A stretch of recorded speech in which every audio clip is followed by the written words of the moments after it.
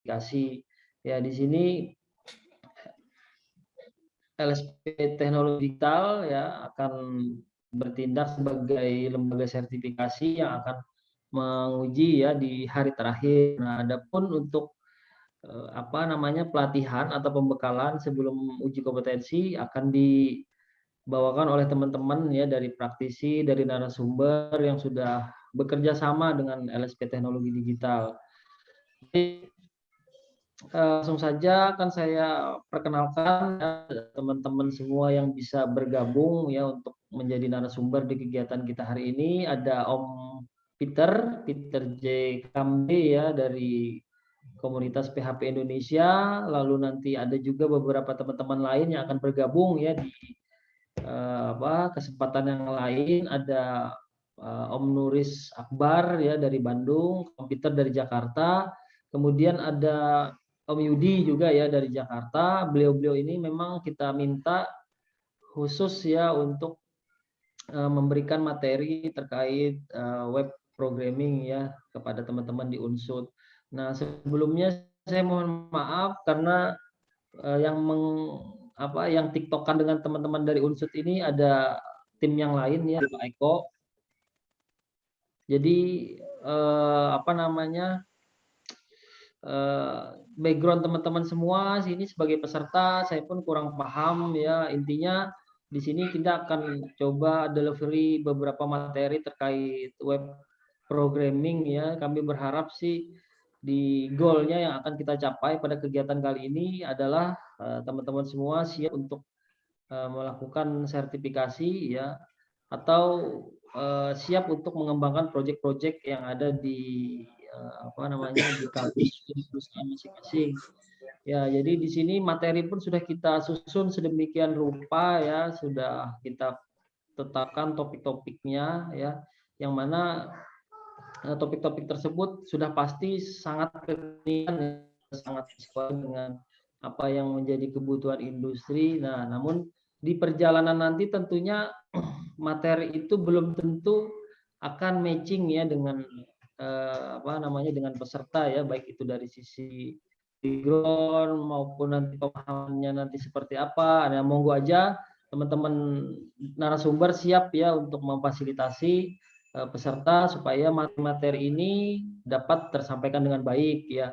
Jadi misalkan ada kesulitan ya dalam mengikuti materi yang dibawakan oleh narasumber, silahkan nanti didiskusikan ya, silahkan nanti disampaikan langsung kepada narasumbernya atau kepada admin ya untuk yang mengelola kegiatan ini. Nanti ada Pak Mualim ya dari Jepara sudah bergabung juga sebagai host ya. Jadi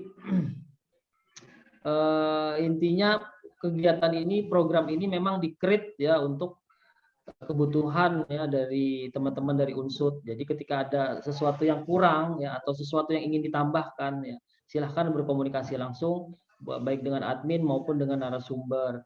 Nah, jadi materi-materi sudah kita plot ya setiap harinya. Ini saya mungkin boleh share screen dulu.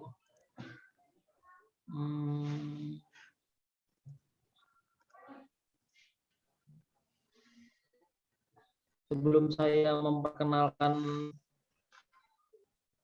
narasumber yang sudah bergabung, saya izin ya untuk memaparkan ya teknis pelaksanaannya. Ini saya share screen dulu. Host, tolong saya dong izinkan buat sharing.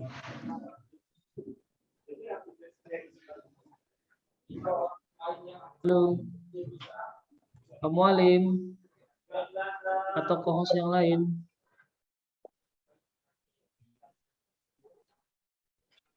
Halo Pak Mualim.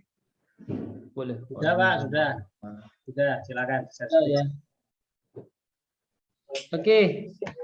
Baik teman-teman semua, ini rundown yang sudah kita susun ya untuk kegiatan selama 5 hari. Ya, di sini ada hari pertama ya tentang framework dan library.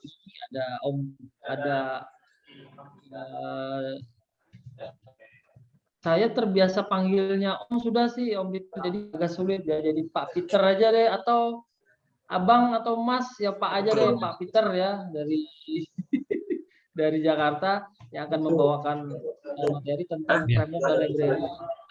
Hari kedua ada database, akses data dan database ya, ini dari Bandung ya, Nurus Akbar. Kemudian hari ketiga ada Prayudi Utomo ya, engineer dari pernah di Grab, beliau ini Grab Singapura. Kemudian juga sekarang di Kola Education ya. Kalau Pak Peter ya basicnya dari perusahaan-perusahaan IT, kemudian juga beliau sebagai manajer IT di sebuah perusahaan ya di Jakarta Selatan, kemudian juga beliau aktif di komunitas. Nah, kalau Pak Nurus Akbar ini beliau aktif di beberapa perusahaan ya sebagai freelancer programming ya. Jadi sepak terjangnya teman-teman ini memang sudah tidak bisa diragukan lagi ya. Nanti pesertanya yang akan coba menggali ya beberapa pengetahuan yang dibutuhkan ya. Nah, kemudian ini hari keempat ada finalisasi proyek ya. Artinya di hari keempat ini kita berharap rangkuman dari hari pertama, hari kedua, hari ketiga ya, bukan hanya sekedar belajar, tapi juga ada proyek yang harus dikerjakan, yang harus diselesaikan ya. Nah, jadi di hari keempat itu kita lanjut ya untuk materi framework lanjutan. Nah, artinya hari ini kita akan belajar tentang framework, kemudian hari berikutnya adalah framework lanjutan. Nah, ini ada finalisasi proyek. Lalu di hari terakhir itu juga kita akan ada materi tentang membuat laporan, user manual gitu ya. Supaya nanti ketika kita membuat sistem, membuat sebuah website, itu dokumentasinya sudah cukup lengkap. Nah, jadi hari kelima ya kita sudah plot harinya ya, jadi bukan hari minggunya, tapi kita kasih waktu sampai beberapa hari untuk teman-teman semua. Nanti mungkin ada yang belum selesai ya dalam mengerjakan proyeknya, jadi masih ada waktu. Nah, itu akan ada proses sertifikasi ya oleh asesor LSP Teknologi Digital dengan metode observasi dan daftar pertanyaan tertulis atau pertanyaan lisan. Ya. Jadi itu sekilas rundown kegiatan kita yang akan kita jalankan selama 5 hari ke depan ya. Insya Allah semuanya bisa berjalan dengan lancar. Saya doakan teman-teman semua mendapatkan hasil sesuai dengan apa yang diinginkan. Baik, tidak menunggu waktu yang lama ya, saya persilahkan waktu dan tempat kepada Pak Peter J. Kambe. Silakan waktu dan tempat. Monggo.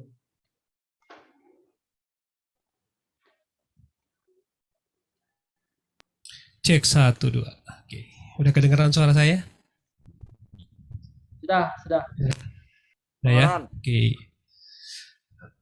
Oke, selamat pagi semua teman-teman. Hari ini kita akan masuk dalam program apa ini? Training ya mungkin ya judulnya. Pelatihan ya. Pelatihan junior web development. Ya, oke. Sebelum kita mulai, perkenalkan dulu, nama saya Peter Kambe, dan ya seperti yang sudah dijelaskan sama Om Roy, saya basicnya adalah praktisi yang mungkin sudah terlalu programming sebenarnya. Dan hari ini saya akan berbagi topik mengenai junior web developer. Nah, mungkin teman-teman yang mau pakai pakai handphone, karena saya nggak pakai share screen, jadi ini nanti dimaximize aja. Karena saya langsung dari layar saya ini langsung dijadiin sebagai screenshotnya. Oke, nah jadi topik kita hari ini mengenai junior web development roadmap. Cuman memang kalau saya ngelihat latar belakang teman-teman yang ikut hari ini, mungkin banyak yang nggak punya basic di web development. Oleh karena itu, saya mau coba squeeze ini 1,5 jam ini dengan topik-topik yang lebih general, tapi masih akan ada hubungannya dengan pelatihan yang akan kita laksanakan hari ini. Karena hari ini bentuknya pelatihan, jadi teman-teman akan ada juga beberapa yang saya akan minta tolong untuk testing. Jadi benar-benar diuji cobakan di komputer dan diinstal. Saya sudah coba di komputer saya, dan karena environment-nya udah jadi kemungkinan besar agak repot kalau misalnya saya mau ulang. Jadi saya akan minta salah satu akan jadi share screen-nya karena ini kan bentuknya interaktif. Kita pelatihan loh ini. Meskipun mungkin untuk 1 jam ke depan ini saya akan lebih banyak presentasi dulu, tapi untuk di akhir bagian kedua kita akan nyoba sendiri. Jadi di bagian pertama kita akan bahas mengenai lebih banyak dulu ke konsep biar teman-teman ngerti, karena kalau saya langsung hajar dengan framework, nah itu mungkin teman-teman jadi bingung. Tadi mungkin sudah dilihat di presentasi yang dikasih sama Pak Roy mengenai pelatihan kita 4 hari. Nah, kebetulan topik itu sebenarnya sudah disusun secara berurutan. Cuman karena pemateri hari pertama itu belum bisa ngisi hari ini, jadi kita langsung lompat di pelatihan hari kedua. Nah, which is hari pertama itu sebenarnya penting buat teman-teman tahu agar bisa memahami topik di hari kedua ini. Oleh karena itu saya akan coba cover sedikit topik di hari pertama biar teman-teman nggak terlalu bingung dengan apa yang akan nanti saya jelaskan. Karena ini kita langsung loncat kelas nih di framework. Jadi teman-teman di presentasi ini mungkin sekitar 30 menit pertama saya akan jelaskan mengenai roadmap-nya dulu supaya teman-teman nggak akan bingung mengenai apa yang akan kita bahas hari ini. Oke, semoga waktunya cukup. Kita akan mulai dulu dengan presentasinya. Jadi hari ini kita akan bicara mengenai junior web development, tapi saya lebih akan menceritakan mulai dari globalnya sampai ke topik yang akan kita bahas hari ini mengenai topiknya framework, kalau teman-teman bisa di judul yang akan kita bahas hari ini. Nah, jadi oke. Nah, target yang akan kita capai seperti yang teman-teman sudah tahu bahwa kita akan mengikuti sesuai dengan SKKNI Junior Web Development yang ada di link ini. Kalau lihat teman-teman lihat di situ ada 1, 2, 3, 4, 5, 6 pelatihan yang harus kita capai, dan ini mungkin nanti di akhir pelatihan ini teman-teman akan diuji berdasarkan 6 poin ini. Nah, ini adalah SKKNI yang mungkin teman-teman sudah tahu semua, mungkin sudah baca. So, topik-topik yang akan kita bahas hari ini sebenarnya tidak akan jauh dari 6 poin ini. Cuma memang karena ini adalah unit kompetensi yang lebih umum, makanya hari ini saya akan lebih jelaskan dengan apa yang kondisi yang terjadi di 2021 ini. Jadi akan lebih pas dengan kondisinya. Karena ini SKKNI ini dibuat tahun berapa nih? 2018 mungkin. Nah, jadi udah agak lama. Nah, sedangkan yang akan saya jelaskan ke teman-teman implementasinya di 2021 itu seperti apa. Tapi untuk sampai ke level itu teman-teman harus ngerti dulu. Karena saya yakin teman-teman di sini tidak semua berasal dari lingkungan programming, jadi mungkin bingung. Apalagi kalau saya langsung jelasin soal framework, pasti nanti bingung. Hubungannya kemana di awal. Nah, oke, kita akan langsung kita akan mulai dengan platform dulu. Jadi teman-teman seperti mungkin yang sudah teman-teman ketahui di dunia programming, kita sebenarnya kalau kita bicara bahasa programming, either web programming, itu sebenarnya kalau kita bicara programming itu akan lari ke 4 pokok programming. Jadi kita akan bicara mengenai pemrograman via mobile, terus kita akan bicara pemrograman via web, dan via pemrograman via desktop, dan yang terakhir adalah pemrograman via embedded.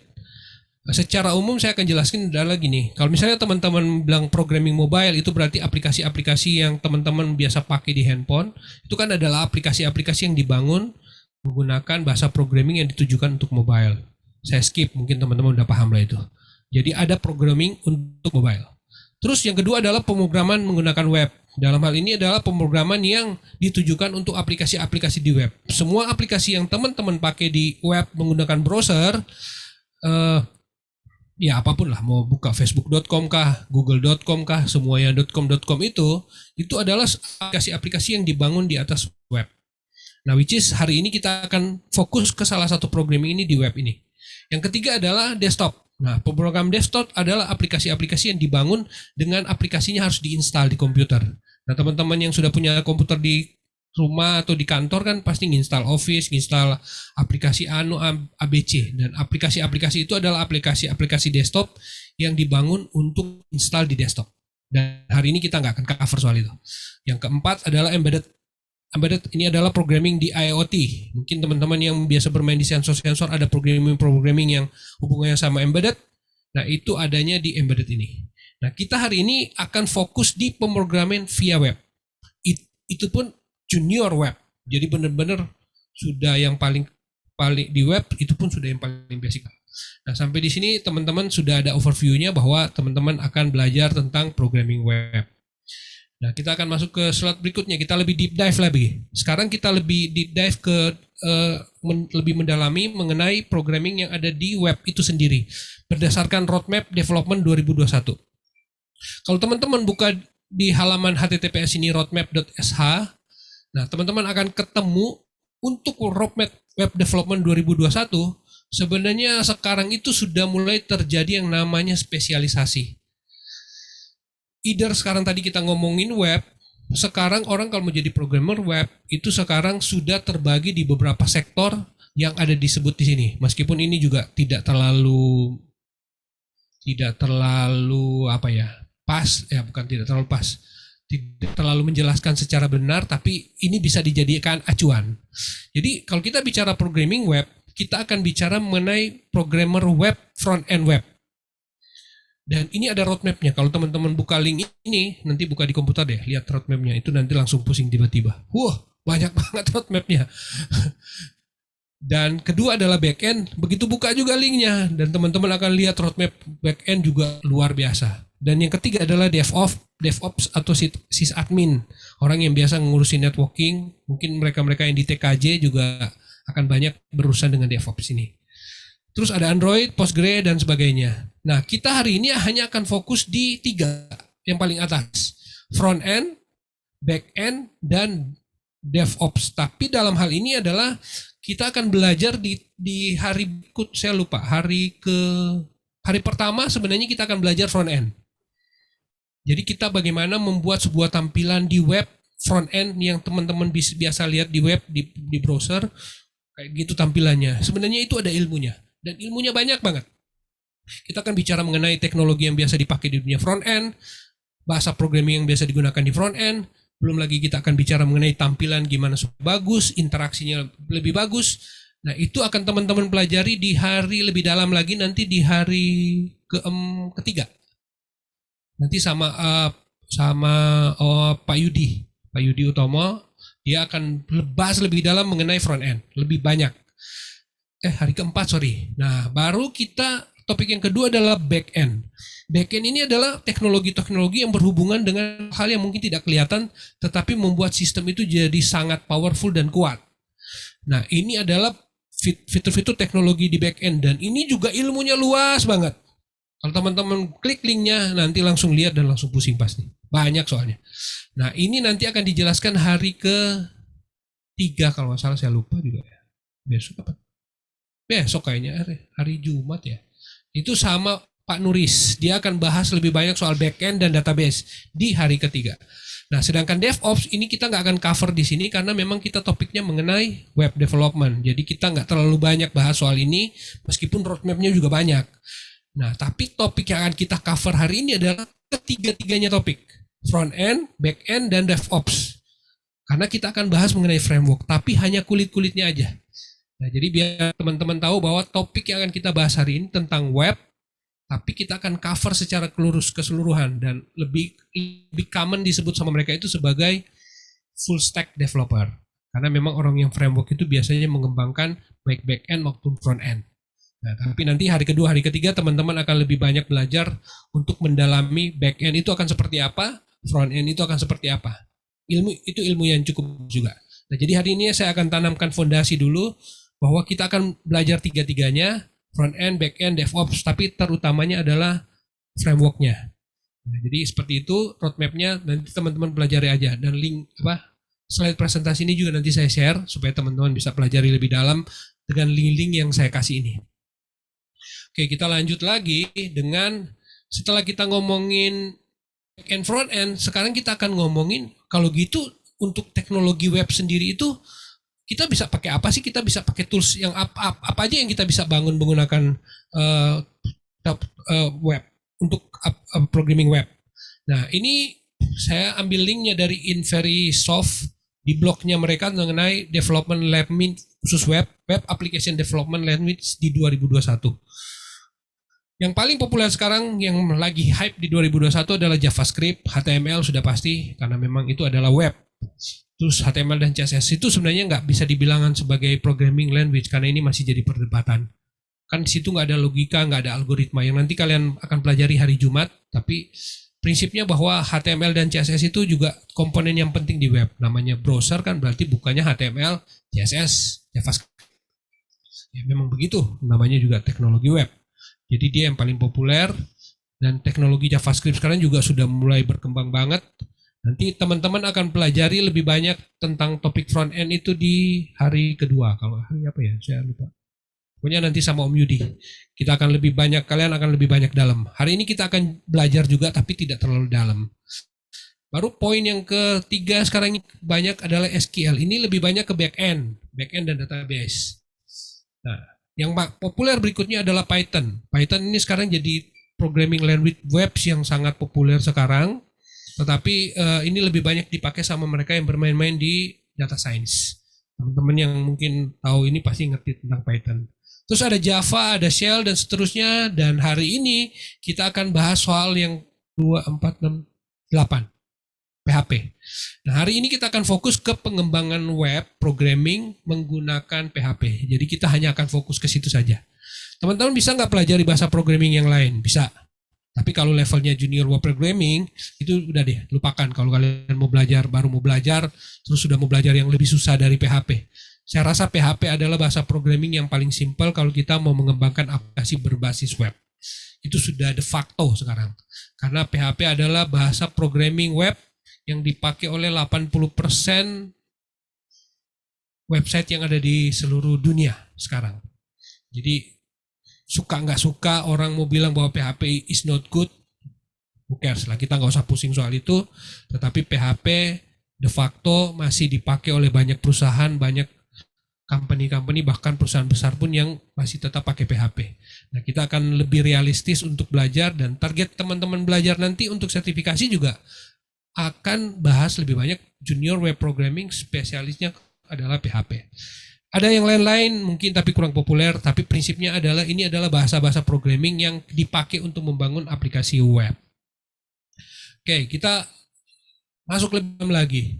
Sekarang setelah kita ngomongin PHP, kalau kita sudah bikin pakai PHP, kita bisa bikin itu dengan dua cara sebenarnya.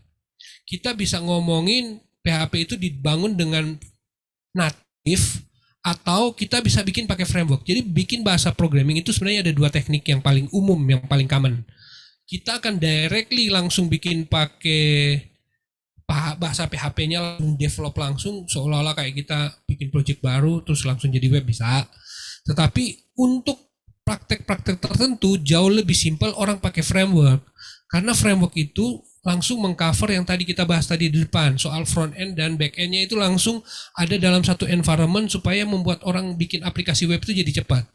Oleh karena itu sekarang itu sangat common buat orang-orang di marketplace yang sekarang itu bangun menggunakan framework, dan which is hari ini kita akan bahas soal ini. Kita akan bahas gimana membangun aplikasi web menggunakan framework. Nah, saya kasih ada beberapa alasan. Ini ada 7 alasan kenapa teman-teman harus pakai framework. Pertama adalah mengenai faster development. Orang kalau bikin aplikasi web, itu kalau pakai framework sudah pasti cepat bikinnya. Either nanti saya akan demokan juga pada hari ini, teman-teman juga akan nyobain seberapa cepat sih bikin aplikasi web menggunakan framework. Nah, hari ini kita akan tes. Jadi saya akan minta teman-teman salah satu menjadi volunteer untuk bisa nyoba langsung. Karena hari ini pun, karena ini kan kita pelatihan, jadi bukan seminar. Jadi bukan seminar, jadi ini bukan ini 2 ways. Jadi kita harus coba langsung hari ini. Tapi di 1 jam ke depan ini atau 45 menit, saya kasih pemahaman dulu supaya teman-teman mengerjakan ini berdasarkan pemahaman yang benar. Faster development. Yang kedua adalah less code to write. Artinya kodenya lebih sedikit untuk kita tulis. Dan benar, kalau kita mau bikin aplikasi web yang kita bangun langsung dari awal, itu banyak sekali coding yang harus kita bikin. Ratusan, ribuan bahkan. Baru bisa jadi. Proses belajarnya kalau bicara junior itu sudah pusing duluan. Kalau kalian sudah langsung nulis coding banyak-banyak, udah nggak bisa, itu udah nggak kekejar. Nah, hari ini saya akan tunjukin ke teman-teman bahwa kita akan bikin coding yang less code to write. Dan yang ketiga adalah libraries for common task. Kenapa libraries for common task? Nah, ini perlu saya tekankan ke teman-teman bahwa kalau kita mau mendalami dunia programming, apapun itu, baik web maupun desktop maupun mobile maupun IoT, sebenarnya kita itu berada dalam suatu ekosistem. Apa yang dimaksud dengan ekosistem? Artinya, meskipun kita fokusnya mau belajar PHP, tapi tidak berarti ekosistem pendukung yang lain kita nggak perlu pelajari, nggak bisa. Dalam kenyataan sekarang bahwa kalau teman-teman mau belajar PHP yang berkaitan langsung dengan PHP yang tidak ada hubungannya sama PHP, itu pun harus dipelajari juga. Saya kasih contoh misalnya backend tadi. Di backend itu banyak teknologi yang tidak ada hubungannya sama PHP. Di front end banyak teknologi yang tidak ada hubungannya sama PHP, tapi mau tidak mau kita harus pelajari. Jadi memang ini saya harus tekankan ke teman-teman, kalau kalian mau belajar sesuatu yang berbau dengan web, tidak ada jalan kalian teman mungkin bisa misalnya ya namanya kita bicara ekosistem kan. Kalau misalnya satu makhluk hidup masuk dalam satu ekosistem, dia berarti akan berada dengan hal-hal yang ada di dalam ekosistem itu. Ya, itu kita sesuatu yang sudah common, mungkin teman-teman juga paham banget soal itu. Jadi kita ada di dalam satu ekosistem dan kita harus pelajari semua ekosistem yang ada di situ. Nah, jadi framework juga kita juga akan bicara banyak mengenai libraries di sana. Nah, itu keunggulan kita mengapa kita menggunakan framework. Yang berikutnya adalah lebih secure daripada kita menulis sendiri. Iya, tentu saja. Kenapa bisa lebih secure? Karena framework itu yang bangun adalah orang-orang yang sudah lebih lama, bahkan lebih ahli dari kita dalam dunia programming. Algoritma mereka mungkin lebih canggih, lebih jago, ngatur-ngatur OOP dan sebagainya. Mereka mungkin sudah lebih ahli di bidangnya. Jadi mereka ngerti banget bahwa mana yang menjadi hal-hal yang patut dicegah, mana yang direkomendasikan. Mereka punya best practice tentang itu. Dan di framework biasanya mereka mengimplement itu, jadi kita tinggal pakai dan itu jadi lebih mudah. Makanya kenapa saya sangat mengencourage teman-teman untuk belajar framework. Either frameworknya banyak ya, nanti kita akan masuk di slide berikutnya. Better teamwork. Nah, better teamwork ini adalah pengertiannya karena kita pakai framework yang sama, jadi kita punya mindset yang sama. Coba bayangin teman-teman kalau kita develop program yang menggunakan native. Algoritmanya bisa beda-beda dari tiap-tiap orang. Logika berpikirnya dari sini ke sini, baru ke sini, itu bisa beda-beda. Begitu masuk tim baru dia harus dipelajari lagi. Tapi dengan framework, karena itu sudah ada dalam satu kerangka yang sama, jadi begitu orang belajar, itu kerangka berpikirnya udah sama. Oh, model taruh di sini, controller taruh di sini, dan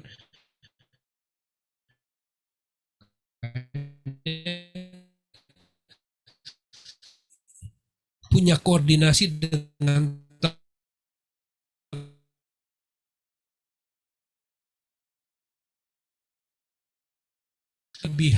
kelebihan yang tidak dimiliki oleh programming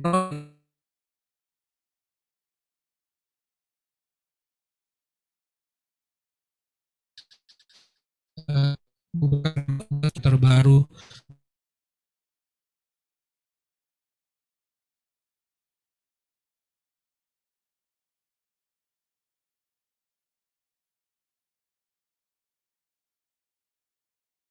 Teman-teman akan menggunakan framework. Baik, saya nggak akan lebih banyak dalam soal ini, nanti teman-teman akan lihat langsung contohnya. Bagaimana cepat kita bikin code dengan menggunakan framework. Oke. Nah, sebenarnya kalau kita bicara framework, itu produk yang ke 2021 ini ada banyak, dan ini saya list berdasarkan popularitas framework yang paling ramai dipakai orang sampai dengan framework yang paling jarang dipakai orang. Nah, ini adalah kalau teman-teman lihat ke website di kinsta.com blog PHP frameworks. Ini adalah daftar PHP framework yang ada di market sekarang. Yang pertama, nomor 1 adalah Laravel. Yang kedua adalah Symfony. Yang ketiga adalah CodeIgniter. Ini mungkin lebih populer buat teman-teman yang sudah lama di dunia programming. Pasti teman-teman tahu, pernah dengar soal CodeIgniter. Karena ini adalah framework PHP pertama yang ada di dunia. dan sudah populer dari versi 1, 2, 3, kalau salah sudah 4 sekarang. Dan ini sudah masih banyak yang pakai dan masih banyak dipakai di market. Sedangkan Laravel itu adalah pengembangan dari Symfony, tapi memang dia sangat populer karena memang framework yang satu ini sangat cocok dipakai untuk mereka yang senang ngedesain company profile, aplikasi-aplikasi yang sifatnya bagus-bagus. Nah, itu kebanyakan pakai Laravel. E-commerce juga banyak yang pakai. Terus ada Zen atau Laminas. Ini dulu namanya Zen, sekarang Laminas. Ini juga cukup populer. Baru kelima adalah Yi dan seterusnya. Nah, hari ini kita akan belajar framework yang nomor 5. Kenapa nomor 5? Karena memang saya ahlinya di situ. Kenapa kita nggak belajar Laravel? Ya, secara prinsip kalau kita bicara mengenai fitur yang saya jelaskan di slide sebelumnya, semua fitur yang ada di Laravel juga ada di Y. Semua fitur yang ada di Y juga ada di Symfony. Cuma memang masing-masing framework punya kelebihan dan kekurangannya masing-masing. Seperti yang saya jelasin, Laravel itu banyak dipakai orang untuk membuat aplikasi-aplikasi yang sifatnya berinteraksi langsung dengan user. Misalnya bikin company profile, website, e-commerce, dan sebagainya. Karena memang Laravel itu enak untuk pengembangan itu. Bahkan dia fiturnya lebih mudah untuk kita masuk ke microservice atau ke fitur-fitur yang mungkin teman-teman udah tahu. Dan bekerja sama secara tim juga. Either mereka yang kerja di back end atau front end dipisah, pakai Laravel juga simple. Symfony bagus, tapi memang komunitasnya lebih sedikit terutama di Indonesia. Padahal ya boleh dibilang Symfony itu termasuk framework yang paling populer juga di Indonesia, populer. Igniter merupakan framework yang paling veteran di Indonesia dan dia paling banyak dipakai. Di kampus-kampus saya yakin juga di Insut mungkin ada orang yang masih pakai CodeIgniter. Karena memang framework ini sudah lama banget, kalau nggak salah ingat dari tahun 2000 berapa ya? 5 apa 2000, pokoknya udah sama lah. Udah lebih dari 10 tahun dia. Laravel baru 5 tahunan kurang lebih, belum terlalu lama. Y juga baru dari tahun 2000 berapa ya? 2010 kalau nggak salah. Masih relatif CodeIgniter masih relatif lebih lama. Nah, hari ini kita akan belajar salah satu framework, dalam hal ini Y. Kalian teman-teman bisa belajar framework yang lain, nggak masalah, silakan. Tapi hari ini saya mau nunjukin fitur-fitur yang ada di Y dan kenapa alasannya saya pakai Y. Nah, why Y framework? Pada dasarnya semua framework yang dijelaskan tadi itu sebenarnya juga mengcover semua unit kompetensi yang ada di SKKNI yang menjadi tujuan training kita hari ini.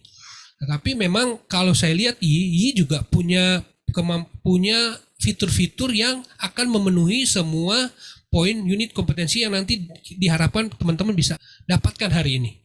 Jadi kalian akan bisa belajar kalau kita merefer ke SKKN ini yang tadi 6 atau 7 poin tadi itu semua ada di Y dengan kalian mengembangkan itu. Tapi kalian dikasih bonus untuk belajar lebih dalam tentang back end, tentang database, tentang front end dari pemateri-pemateri yang lain untuk memperkaya pengetahuan teman-teman terhadap dunia programming. Nah, jadi konsepnya seperti itu. Alasan yang kedua kenapa saya pakai Y, karena memang saya sudah hidup dari saya secara pribadi ya. Ini jadi benar-benar subjektif banget. Karena saya memang sudah lama pakai Y, sudah dari tahun 2012, 11 atau 2012. Jadi mungkin udah 10 tahun saya pakai Y dan saya sudah living dari itu. Jadi saya bikin aplikasi pakai Y dan ya boleh dibilang ya saya hidup dari programming dengan Y. Y itu sendiri sudah mulai dari versi 1 dan sekarang sudah ada di versi 2 dan sekarang lagi dikembangkan versi 3. Nah, kelebihan lain yang lain itu adalah Y itu simple dan otomatis. Boleh dibilang itu sangat instan banget. Sangat cepat.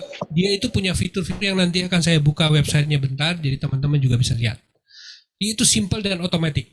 Bikin coding, kalian misalnya programming targetnya mau bikin CRUD misalnya. Bagaimana cara bikin aplikasi CRUD langsung jadi.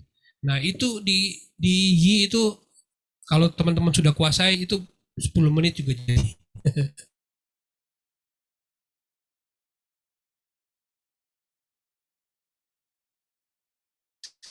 Oke. Nah, saya disclaimer lagi bahwa PHP Junior Web Programming tujuan kalian hari ini, PHP itu adalah sebuah ekosistem. Kenapa ini saya harus tekankan? Begitu teman-teman mau belajar PHP, teman-teman wajib belajar yang lain. Apa aja yang paling related? Paling tidak SQL misalnya, terus JavaScript. Itu semua bahasa-bahasa programming yang ada hubungan sama PHP, tetapi itu sangat bergantung karena itu memang ada dalam satu ekosistem. Belajar PHP tanpa JavaScript, belajar PHP tanpa database itu sudah sama kayak lumpuh. Ngapain kamu belajar PHP kalau kamu nggak belajar database? Nggak ada gunanya. Ngapain kamu belajar PHP kalau nggak belajar library? Nggak ada gunanya. Nggak akan ada gunanya. Termasuk di dalamnya juga tentang ada Composer, sebuah paket repository yang dibikin under PHP. Nah, hari ini kita akan belajar itu. Jadi teman-teman kelihatannya topik pelatihan kita itu simple, tapi sebenarnya luas banget. Jadi belajar PHP artinya harus belajar yang lain juga. Oke, kita akan mulai dengan, berarti kita masih sampai 11 ya hari ini ya. Karena kita ada 2 sesi hari ini ya. Jadi teman-teman saya ingatkan bahwa paket pembelajaran kita hari ini jam 9 sampai jam 11. Terus nanti siang kita akan lanjut jam 1 sampai jam 3. Hari ini yang bagian pertama ini kita akan lebih banyak dalami mengenai pemahaman tentang framework. Dan di bagian kedua kita akan bahas mengenai library. Ya, INSYS itu ada di SKK ini, jadi kita juga harus belajar library. Dan nanti kita akan dalam soal library itu di pelajaran tentang back end dan front end. Nanti sama Om Yudi. Om Yudi kayaknya ada nih. Oh ada nih. Jadi teman-teman akan mempelajari lebih banyak tentang library yang nggak ada hubungannya sama PHP. Nah itu. Oke. Presentasi mau sampai situ sebenarnya, tapi kita akan pelatihan banyak hari ini. Oke, kita buka dulu.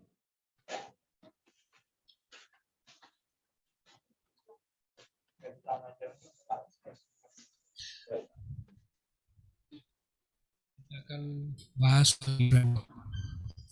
Oke, ini adalah website mengenai framework dan yang akan menjadi poin di adalah installation dan configuration. Kamu lihat ini instalasinya cuma kayak gini nih. Install Composer, get basic project template, jalankan YServe dan sudah jadi seperti ini. Sesimpel itu doang kalau pakai Y. Nah, hari ini saya akan minta teman-teman akan praktek. Jadi siapa yang bisa saya minta tolong untuk share screen dan kita coba sendiri langsung. Nah, tujuannya adalah kita langsung jadiin seperti ini. Saya kasih contoh langsung. Ya.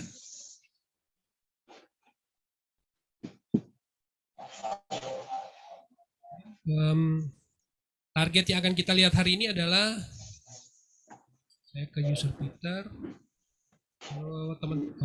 Kecilan kali ya.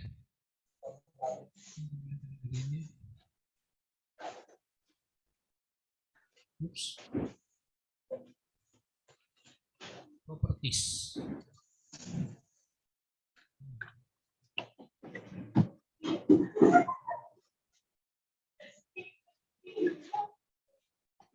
Oke.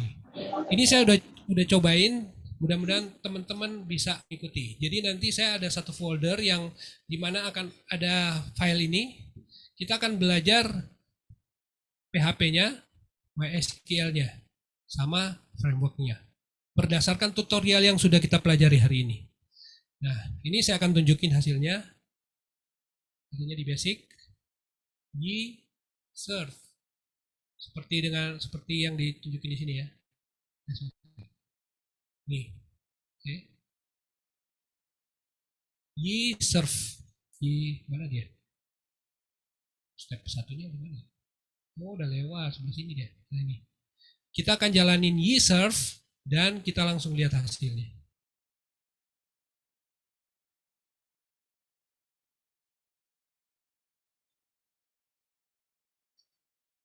YServe.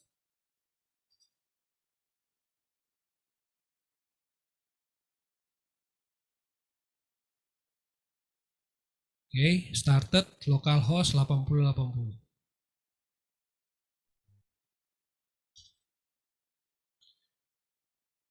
Tada, seperti ini dia tampilannya. Sesimpel itu yang akan kita lakukan. Nah, sama persis dari perintah ini menghasilkan congratulations. Nah, bagaimana cara bikinnya? Nah, siapa yang mau jadi volunteer hari ini? Karena ini cuma butuh setengah jam kalau dia lancar, tapi kalau lama ya jadi 1 jam. Kita masih ada waktu 1 jam kan? Tadi kayaknya saya ada lihat yang administrasi. Boleh saya minta tolong siapa? Dia mau jadi volunteer? Ada yang mau sharing screen? Nanti saya ajarin soalnya. Step-stepnya. Tadi ada siapa ya?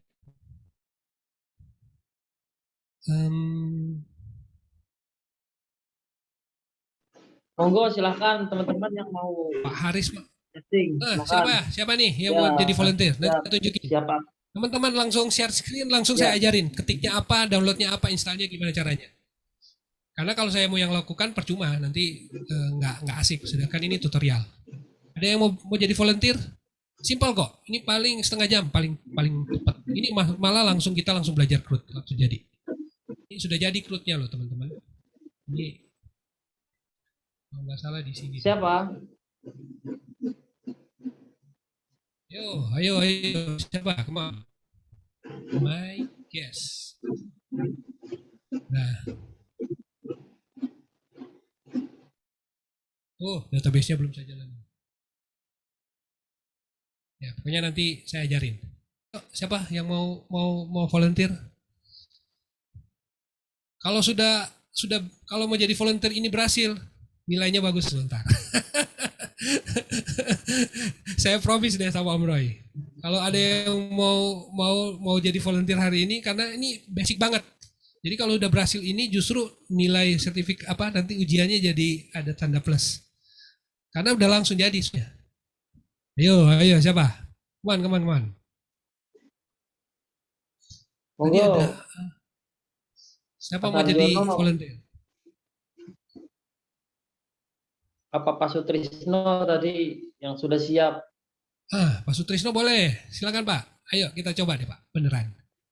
Saya nggak akan itu. Ini kan kita pelatihan, jadi teman-teman langsung nyoba sendiri. Ayo. Kalau saya nyoba lagi percuma, nggak ada gunanya. Padahal kita hari ini pelatihan bukan seminar. Ayo, siapa yang mau jadi volunteer? Nggak ada nih.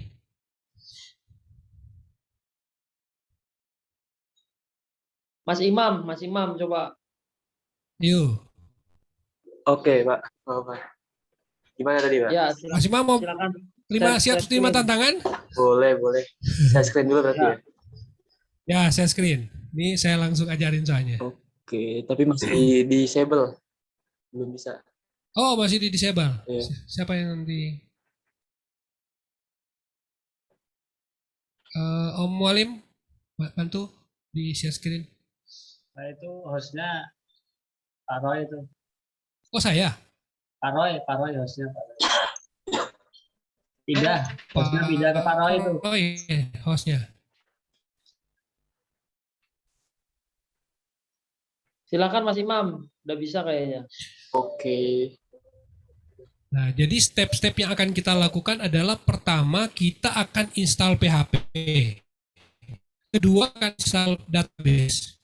Udah. Ketiga kita akan install Vue framework-nya. Oke, betul. Sudah masuk belum? Nah, ya. Share screen-nya. Sudah kelihatan. Sudah ya? Oke, Mantap. Ini apa ini? Oke. Yang pertama itu kita akan install PHP-nya dulu. Jadi ketik ke www.php.net. Jadi aplikasi ini akan kita jalankan secara manual. .php.net. Oke.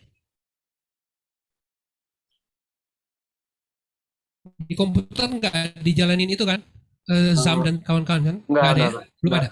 Jangan. Saya nggak mau pakai SAM hari ini. Jadi benar-benar kita jalanin secara manual. Jadi supaya teman-teman nggak akan ribet install SAMPP. Ini benar-benar kita akan ajari secara lebih natural karena ini kita jalanin servisnya dari command line semua. Oke, kita akan download yang versi 7.4 aja supaya nggak terlalu pusing. Kalau 8 terlalu baru soalnya. 7.4, nah itu. Nah, ketik yang Windows PHP Net download.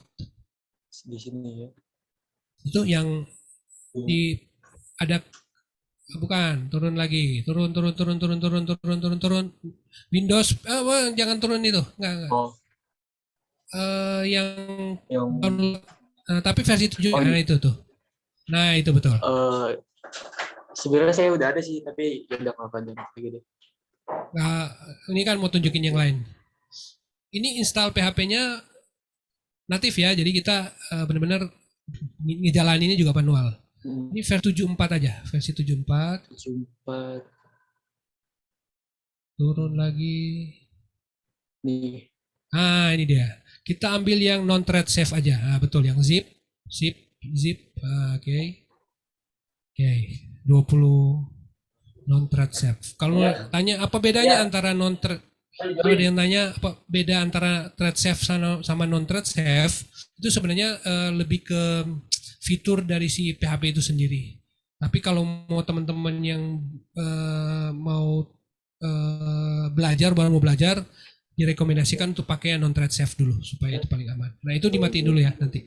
Sahamnya dimatiin karena kita supaya nggak mau bentrok dulu. Atau sudah pernah install yang sebelumnya? Sudah pernah load? Sudah ada, Pak. Sudah ada. Oke, kalau sudah ada, Sudah pernah ada. nah, kita akan membiasakan diri untuk menggunakan command line. Jadi kita nggak akan pakai klik, tapi semuanya pakai ketikan. Oke, tunggu sebentar lagi. Ketik CMD ya, mantap. Oke, berarti Mas Imam sudah. Mas apa nih? Prasetyo ya? Iya. Oke, bikin Imam. folder di root di C-nya aja supaya nggak mundur aja. CD spasi titik-titik. CD spasi titik-titik. Keluar lagi, CD titik-titik lagi. Yes. Oke, coba di dir. dir. Yes. Banyak.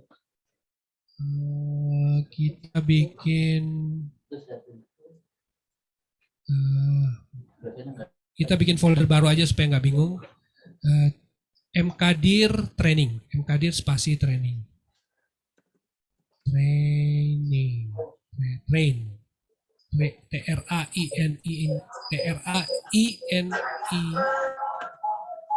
R dulu. TRAININ,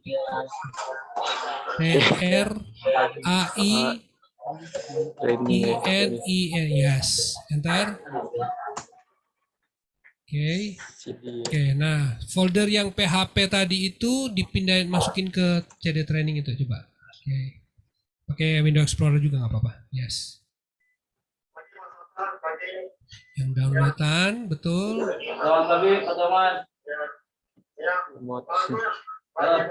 Oke, di move. Selamat Pak. Merah putih nih Pak pedomannya. Pindahin ke apa tadi training ya? Training betul, yes. Ya, pindahin ke situ. Terus kita unzip. Klik kanan aja klik. Klik kanan. Ekstrak to PHP yang ke bawah aja. Yang satu lagi, yang bawahnya. Itu, ya. Pertama, ini saya udah ada PHP-nya nggak apa-apa, Mas? Beserta jajarannya. Sebenarnya saya udah ada PHP-nya. Oke. PHP-nya di rename jadi PHP aja. Dan lagi nanti ada rekan saya juga namanya ini Mas Samsudin yang join untuk apa ini? Siapa yang ngomongnya? Proyek ini. Ya, yang pertama-tama tadi Pak Sabta sudah mengirimkan timeline ya. Tolong di mute deh. Oke. Oke, sudah ya. Nah, sekarang kita coba jalanin Kita testing dulu di command line yang tadi. Oke, cd training. Oke. Cd php ya kalau nggak salah ya. Oke. PHP minus V. PHP spasi minus V. V. Fun. Ya. Enter. Nah, oke, berarti kita sudah punya PHP 7.4. Nah, sampai di titik ini PHP sudah benar, sudah bisa jalan. Tahap berikutnya adalah kita akan install YII-nya. Udah kita langsung ke YII, berarti sekarang kita ke YFramework. www.yframework.com. Ya itu. Tuh di bawah tuh. Oke. Enter aja, nanti dia akan nge-search soal itu.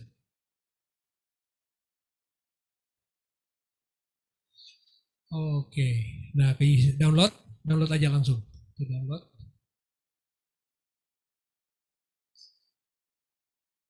Nah, kalau teman-teman lihat di situ cara instalasinya, coba turun dikit. Turun terus. Nah, yang direkomendasikan adalah kita menginstal framework ini menggunakan Composer. Nah, either Composer ini adalah bukan PHP sih sebenarnya, tetapi Composer ini adalah repositorinya punya yang bekerja dengan yang bekerja bersama-sama dengan PHP. Nah, Composer ini akan jadi aplikasi yang berdiri sendiri dan itu kita mesti install manual. Jadi kita akan di situ ada install Composer nggak? Karena itu akan jadi aplikasi itu.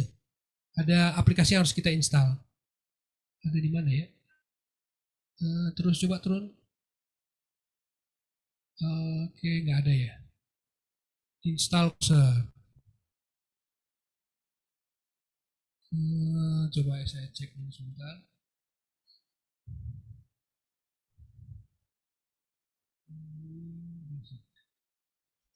Jadi ada aplikasi yang harus kita install, namanya aplikasi Composer.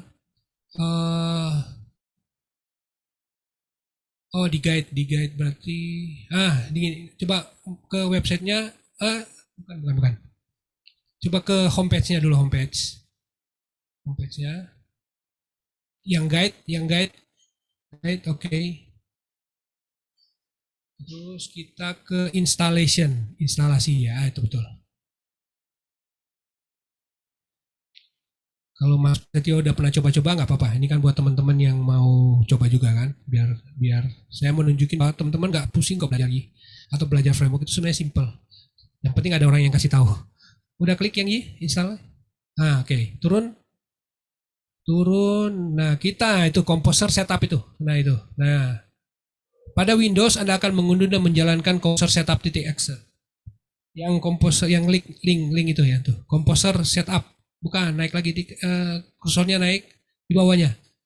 Baca deh, pada Windows Anda akan mengunduh dan menjalankan Composer. Nah, itu. Nah, itu diinstal. Klik aja itu.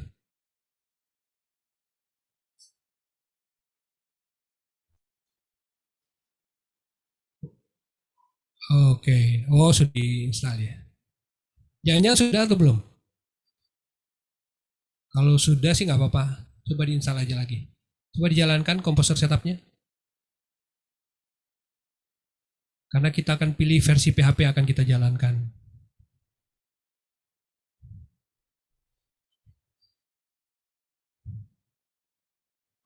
Install all user boleh, nggak apa-apa. Oke. Nah, ini Composer adalah salah satu ekosistem yang ada di PHP. Jadi teman-teman, sekali lagi saya kasih tahu, Composer itu adalah salah satu ekosistem yang menjadi bagian dari PHP. Next. Kita pakai yang versi PHP yang kita tadi jalanin aja. Di browse. Oke. Browse. Kita ke C training PHP, terus php.exe. C training. Ya, betul. Training php.exe. php.exe-nya dipilih dulu. Yes, PHP. Oke. Open. Oke, next. Oke. Next, dia udah. Please confirm you want to. Oh, dicentang dulu kali itu ya, yang add this PHP. Mungkin itu dicentang dulu. Oke. Oke, create PHP ini. Nah, karena kita kan belum bikin di folder PHP itu kita belum ada php.ini. Nanti itu akan di-create sama dia. Jadi kita create next. Next saja. Itu centangannya dibiarkan aja. Next lagi, proxy kita nggak pakai. Dan install. Oke, ini komposernya seingat saya mesti di restart nih kayaknya nih. Kalau dia belum bisa dibaca, dia mesti di restart komputernya. Next. Next, finish. Oke. Oke, nanti kembali ke command line tadi. Nah, coba di situ ketik composer. Ketik aja composer. Spasi minus V. Nah, itu sudah jalan berarti. Komposernya sudah jalan berarti. Oke, sampai di titik ini PHP kita sudah install, PH Composer sudah kita install, sekarang kita install frameworknya. Tadi kembali ke Y framework, kita akan download kita akan install frameworknya menggunakan Composer. Nah, ini kita lewatin aja terus, turun. Oke, instalasi melalui, oh mana ya instalasi tadi ya? Di atas ya, yang ada instalasi pakai Composer. Ini. Oh, yang atas aja deh yang gampang, yang atas. Composer create, ini nih, yang bagian kedua. Yang keduanya aja langsung. Yang Composer ini nih, Composer create project prefer baris keduanya. Yang di bawah Composer global.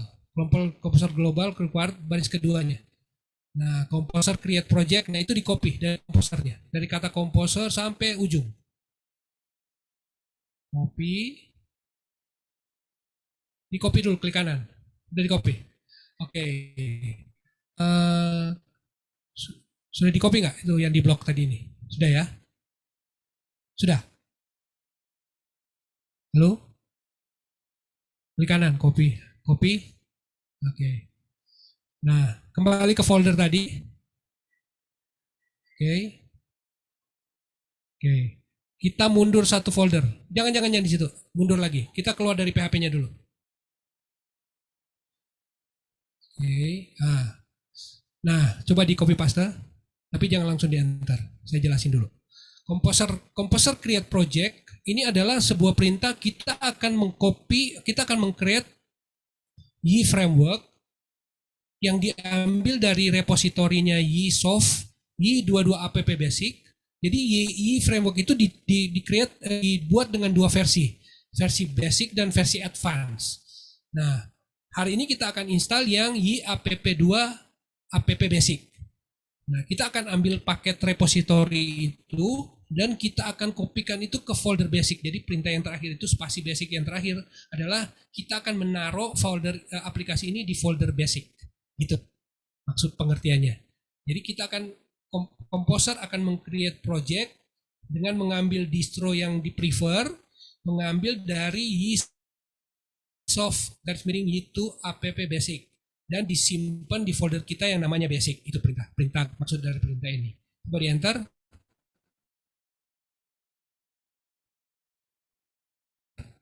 Dieksekusi. Ini mungkin butuh sekitar 1 menit. Kalau internet kencang di sana. Yes, dia akan creating project, dia akan kasih nama basic, dan dia akan download. Nah, ini semua yang diinstal, ini dia akan mengambil semua paket-paket library yang akan kita bahas lebih dalam di topik library, itu di Composer repository. Jadi semua yang ada di Composer repository itu sebenarnya adalah library yang mendukung untuk supaya si framework ini bisa berjalan dengan baik. Nanti di siang nanti saya akan jelaskan kenapa sih kita harus library harus kita install? Karena prinsip sederhananya adalah library itu kita nggak mungkin bikin. Karena kan PHP itu bekerja dalam environment yang sangat luas. Dia akan berhubungan dengan database, dia akan berhubungan dengan JavaScript, dengan Node.js, dan program-program yang tidak ada hubungannya sama si PHP. Nah, supaya semua itu bisa berjalan dengan baik, semua itu disimpan di dalam repository ini. Jadi kita nggak perlu install, dia akan langsung secara otomatis akan berhubungan dengan library-library ini. Kalau mungkin teman-teman lihat tuh banyak banget. Nah, ini seperti inilah. Nah, itu ada tulisannya juga Swiftmailer itu adalah library yang bisa kita pakai untuk mengirim email menggunakan PHP. Nah, jadi di level yang lebih menengah nanti kalau teman-teman mau mendalami lebih dalam tentang framework itu juga bisa ngirim email dengan menggunakan library mana yang itu tadi itu Swiftmail. Nah, kurang lebih kayak gitu.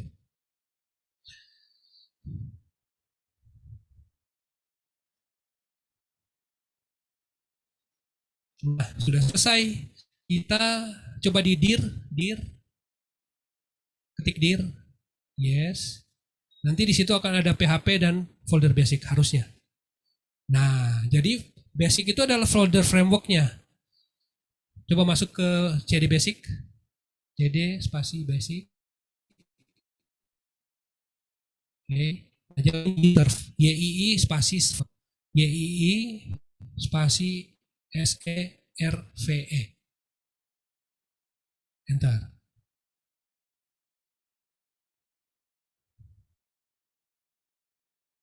Oke, nah itu portnya di localhost 8080. Ketik browser, di browser, buka browser. Oke. Bikin tab baru, oke. Enter. Push, tanda kurungnya dihilangin. Oke, enter. Congratulations, sudah berhasil. Seperti itu. Ini loginnya udah berfungsi loh, login. Login menggunakan usernya dia. Itu dia kasih contoh tuh, pakai admin, passwordnya admin. Atau disalahin dulu passwordnya, apa juga sih. Salahin passwordnya untuk ngecek dia itu udah jalan nggak validasinya. Nah ini, sorry ya. Nah itu kondisinya seperti itu loh. Coba disalahin passwordnya, nah itu sudah jalan. Validasinya inilah yang membuat si itu punya kelebihan. Nah, ada coba nih. Kayaknya kita cuma setengah udah selesai nih. Atau kalau memang semua paham, kita akan langsung konfigur CRUD sederhana. Bagaimana?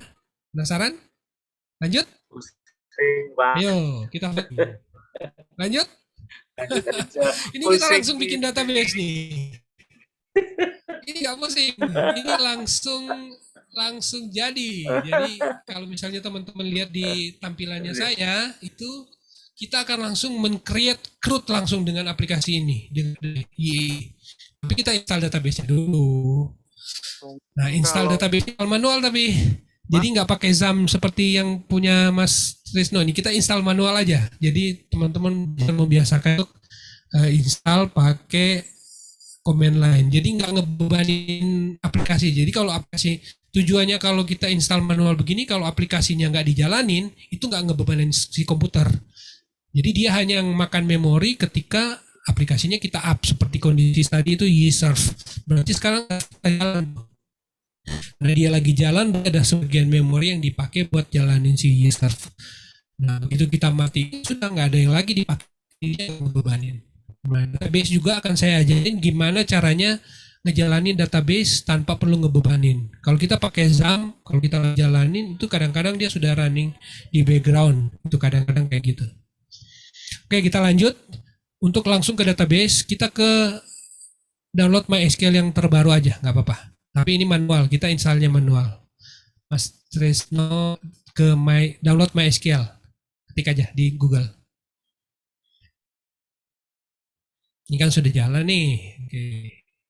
Download MySQL. Download. Ketik aja ini di bawah MySQL Community. Nah, itu download. Ini kita nggak installer ya, jadi kita akan seperti tadi. Turun sedikit, ambil yang MySQL Community Edition. Ini kan yang berbayar tuh. Turun lagi, turun. Nah, community. Nah, itu. Yes, community. Oke. Kita akan download MySQL Community Server. Oh, Ya. Nah, turun lagi kita akan download yang zip aja, yang nggak ada installernya. Jadi yang lebih kecil. Oh, 208 tuh. Lama kayaknya. Kencang nggak internetnya? nggak tahu nih. Coba aja. No thanks, yang bawah aja. No thanks, just start my download. Oke. Jadi kita nggak usah sign up. Oke, sembari nunggu karena ini cukup lama nih. Dan jadi salah satu ekosistem yang paling dekat dengan PHP adalah database. Database merupakan fondasi dari sebuah aplikasi karena tanpa database ya mau disimpan di mana datanya. Biarpun kita mau jago programming, kalau nggak disimpan datanya nggak ada gunanya. Tetap data itu harus kita simpan. Secara prinsip di dunia programming biasanya kita akan berhubungan dengan dua database. Yang pertama adalah RDBMS, yang kedua adalah NoSQL. Sebenarnya dua itu saling mendukung satu sama yang lain. Jadi tidak ada yang mana yang lebih baik, tergantung peruntukannya. Tapi untuk kebanyakan case, untuk mereka yang masih junior, mungkin belajar yang RDBMS-nya dulu. Nah, RDBMS itu sendiri ada banyak banget, baik yang berbayar maupun gratis. Tapi yang database yang paling umum dipakai adalah MySQL. Meskipun saya juga sekarang udah jarang pakai MySQL karena udah pakai yang versi pakai Postgre. Cepet banget internet sana. Udah selesai aja. Ya. Nah, kita akan pakai MySQL versi 8 yang terbaru. Nah, dikopikan lagi nanti MySQL-nya ke folder yang tadi, di folder training. Oke, bentar. Nah, ini kita belajar manual soalnya ya. Copy, move. Seru kalau belajar. Seru nih belajarnya nih. Ke mana, Pak? Dipaste. Ke situ aja, dipaste di situ aja langsung. Oke, klik kanan. Terus ekstrak, ya itu aja, betul. Kalau install database ini agak sedikit tricky, jadi saya juga semalam baru belajar nih. Jadi jujur aja juga, ternyata begini nih kalau MySQL. Soalnya udah lama. Oke. Harus sudah siap dulu servernya. Jadi untuk sementara server di sana jangan diputus dulu. Oke, MySQL-nya di rename aja jadi MySQL doang. Supaya nggak ribet. Untuk server di tempat yang lama Oke. Ke command line sekarang. Jadi nanti yang ini di cancel dulu, Ctrl C. Nah, kalau kita Ctrl C aja untuk nge-cancel. Nggak lama sih dia memang. Ctrl C. Ctrl C berkali-kali kadang-kadang. Nah, oke. Ya. Nah, kita mundur, kita masuk ke CD titik-titik, mundur sedikit. Itu kan di folder frameworknya, kita masuk ke database. CD MySQL.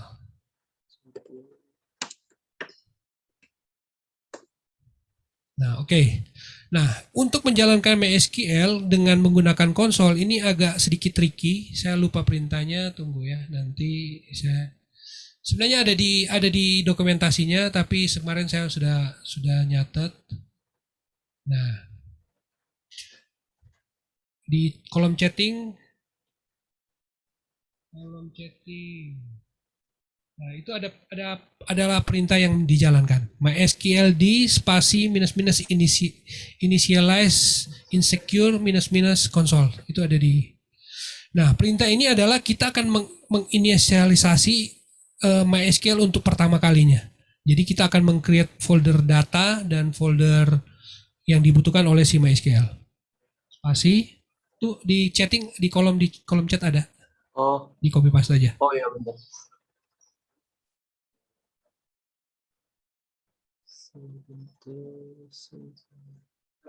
Ini adalah perintah yang memang harus dijalankan. Kalau nggak dijalankan, nggak akan jalan MySQL-nya. Copy paste nggak bisa? Atau diketik aja sih. MySQL di chatnya ada? Nggak ada ya? Di chatnya Zoom. Oh iya.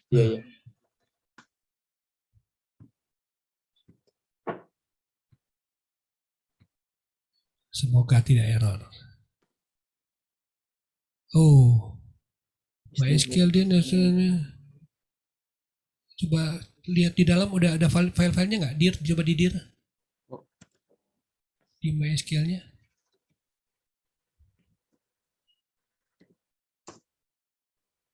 Oh, salah ternyata ekstraknya. Itu masih ada satu level lagi, berarti ke double tuh. Gini, di rename dulu yang MySQL-nya, itu mundur dulu, ini keluar dulu, di CD spasi oke. Nah, di rename dari file explorer aja. Nah, itu MySQL-nya di rename jadi apalah sembarang. Nggak ke klik, oke. Rename.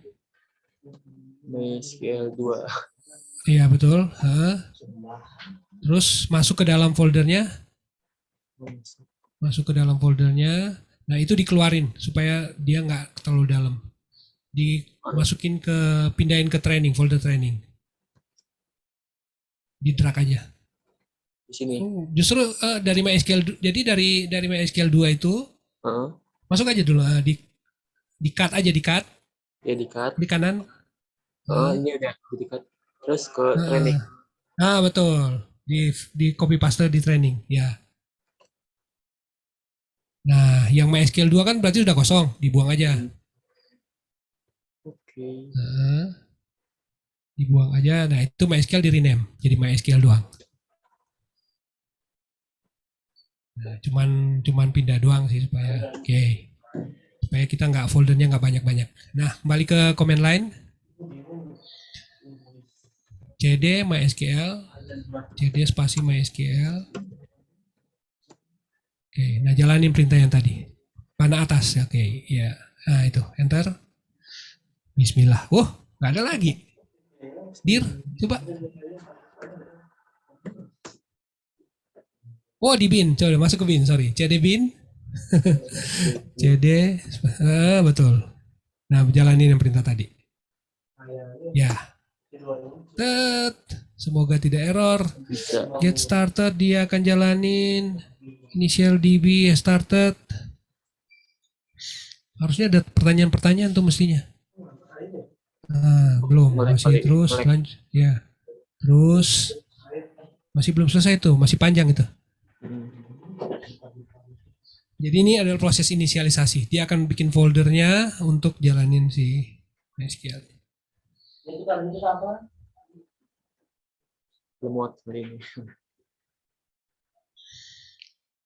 Oke, nah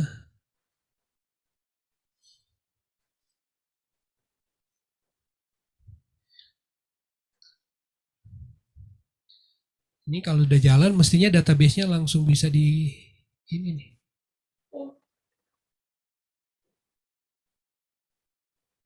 Sudah kayaknya.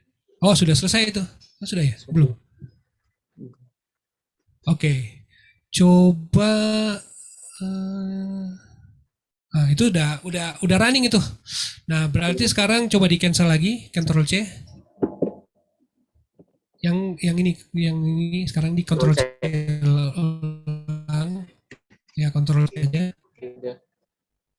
Oke. Saya lupa juga sih perintahnya apa ya. Kayaknya sih udah jalan ini. Kita cuma jalanin MySQL di konsol aja, udah sampai. Ini udah. Nggak berhenti ya? Enter. Udah tuh. Sudah. MySQL di sama kayak tadi, cuman hanya sampai konsolnya aja. D pakai D. MySQL D. Ada D-nya. Enggak, sambung. D-nya sambung. Oke, ini. Itu daemon soalnya, daemonnya. Spasi, minus, konsol. Oke, enter.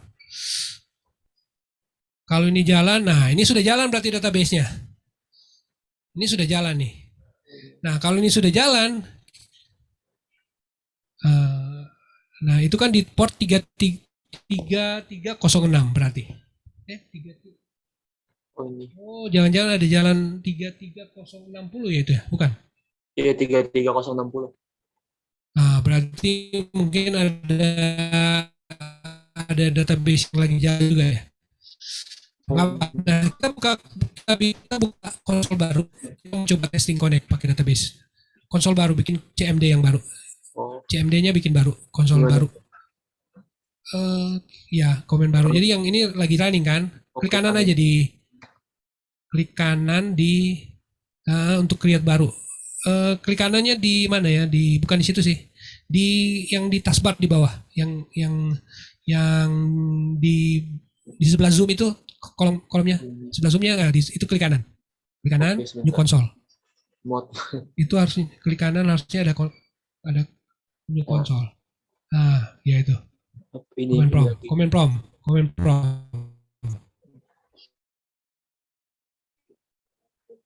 Nah, ini kan jadi baru nih. Coba ketik ke folder yang tadi dulu. C training MySQL bin. Mesti pakai C-nya. Nggak akan masuk itu, nggak akan bisa. Ini. CD spasi C.2 mesti lengkap. Kalau di Windows mesti lengkap. CD. Trainingnya hapus dulu. CD spasi C.2 backslash training. Oh, Bukan slash, backslash. akses yang Nah, betul. Training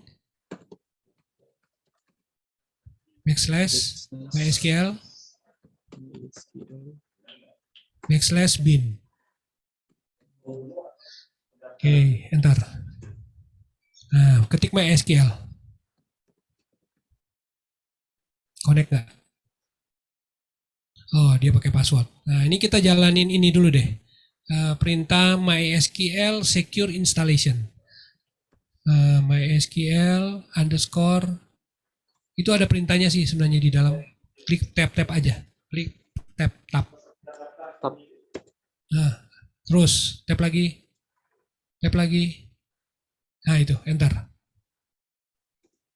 Ini adalah opsi untuk kita meng-create database default dan password untuk si root. Ini apa ini pertanyaannya? Press yes, validate. Nah, ini kita akan create password rootnya. Jadi jawab yes, y aja, y. Oke, kita low aja dulu 0 atau berapa tuh? 0. Ya pilih 0 aja dulu. 0. Nah, oke. Nah, masukin aja password apa ya? Training lah misalnya. Training. Ini akan kita pakai soalnya nanti. Enter. Password ulang lagi. Ini pertanyaan, do you wish to continue? Ya, apa-apa lah. Dia bilang nggak terlalu aman tapi biarin aja. Yes aja, y. Remove anonymous, remove aja, yes. Jadi anonymous ini itu mesti dibuang. Disable root remotely. Maksudnya ini boleh nggak nih database-nya kita remote dari komputer lain yang di dalam network. Nah, itu biasanya untuk aman jawab disallow. Jadi yes. Y. Remove test. No aja kayaknya. no. Ya. Oke, selesai. Nah, itu sudah jalan kan? Nah, apa nih? Reload. Oh, yes. Ketik yes dulu, reload. Oke, done. Nah, sekarang kita connect. Perintahnya MySQL spasi -u, usernya u, spasi root. Enggak, bukan pakai minus. Bukan pakai minus, langsung root. Usernya root. Oke, spasi -p. Enter. Training, passwordnya tadi kan? Oke, use test. Use. Kita akan pakai, kan database itu kita bisa punya banyak database. Nah, kita mau pakai database yang namanya test. Use test, ketik use spasi test. Entar. Oh, database-nya belum dibikin. Kita bikin dulu. Create database test. Create database spasi test. Titik koma, enter. Use test. Enter. Oke. Di sini pasti belum ada database-nya, belum ada table satu sama apapun kan? Kita akan create table yang ada di Web3 School. Ke Web3 School sekarang. Ke website. Oh, website. Nah, website, ya. Create table MySQL. Nanti keywordnya create table MySQL. Di Google aja. Create spasi table MySQL. Ini mestinya ke Web3 School. Ini. Nah, itu kan. Web3 School. Nah, copy aja database-nya. Turun. Nah, itu copy. Sebentar. Copy aja dari create sampai tutup kurung. Ya, copy aja semua itu. Di blok. Melek. Udah. Hah? Melek. Bisa di copy itu Oh mestinya. ya, bisa nih. Nah, bisa, mestinya bisa. Terus Taruh, sampai udah mulai. Aduh.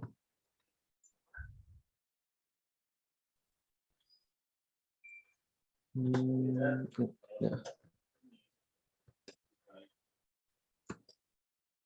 Di Nah, copy. udah copy. Ya, copy.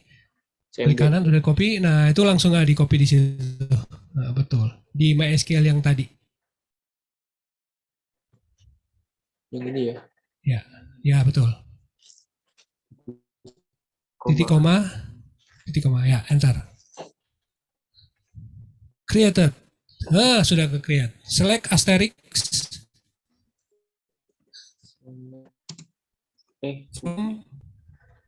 from my guest. Ikutin M besar, G besar pakai S belakang. Oh. Quest gitu. S. Pakai S belakangnya. Oh. Itu harusnya yang ikut persis tuh. M Oh, besar, ini ya. G besar tuh Oh, mestinya. Iya, betul. M kecil. Oh, ini kecil. M besar, Y kecil, G besar. M kecil, G besar, Y kecil. Guess, my guess. TS. Di koma ya. Ya, enter. Kosong bisa. Ya, kosong kan datanya, tapi setidaknya kan berarti tabelnya ada di dalam kan. Nah, sekarang kita akan configure ini supaya bisa langsung jadi database di CRUD. Ini masih ada berapa waktu ya, pas nih. Jam 11 kita selesai. Oke, sekarang kita ke yin yang Y-nya kan sudah berhenti nih. Kan database sudah jalan, tapi yang Y serve-nya kan udah stop, yang port 8080. Itu kita coba buka komen prompt lagi baru, kita jalanin Y serve-nya. Klik kanan, oke. Nah, ke folder training tadi D spasi oh ya terserah sih, nggak bisa kayak gitu. Spasi C.2 garis miring ya, betul. Training basic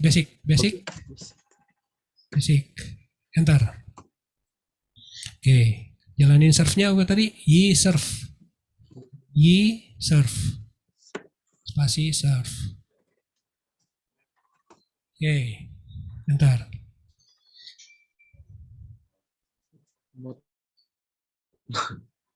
Agak lama dia. Memang karena sekarang database-nya jalan, ini jalan. Oke, sekarang kita buka di browser localhost 8080.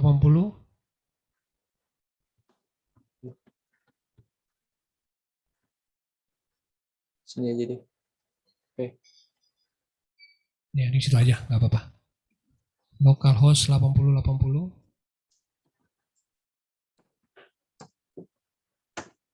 Oke, enter. Oke. Nah, di ada namanya auto generation code. Jadi kita bisa membuat CRUD dengan cepat.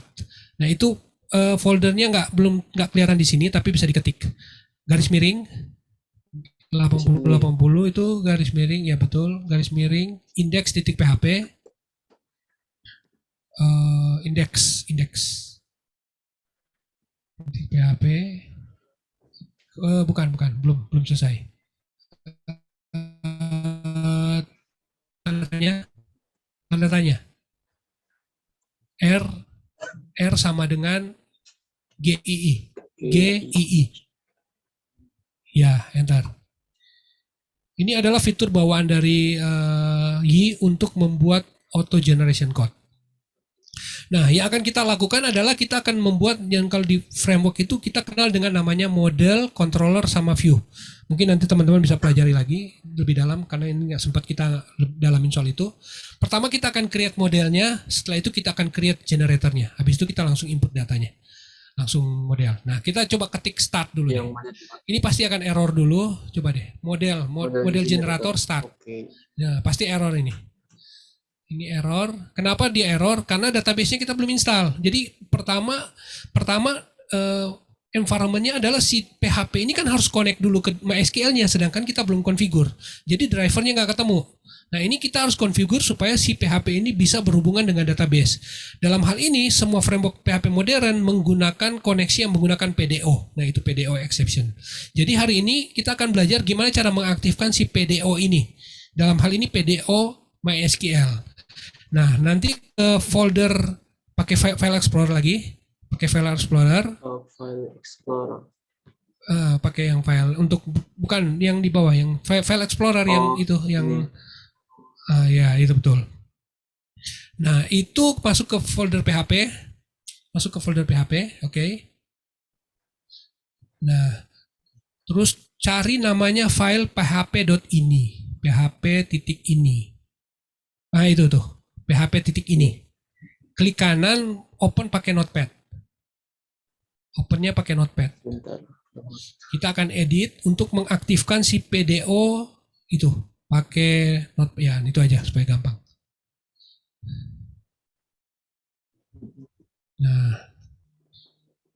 Nah turun, cari sampai ketemu extension. Turun sampai pokoknya ketemu extension. Ini panjang banget soalnya configuration-nya. Cetak V aja kali ya. F. Boleh, kalau mau di control V juga boleh. Apa namanya, Pak? PDO underscore MySQL. PDO underscore MySQL. Enter.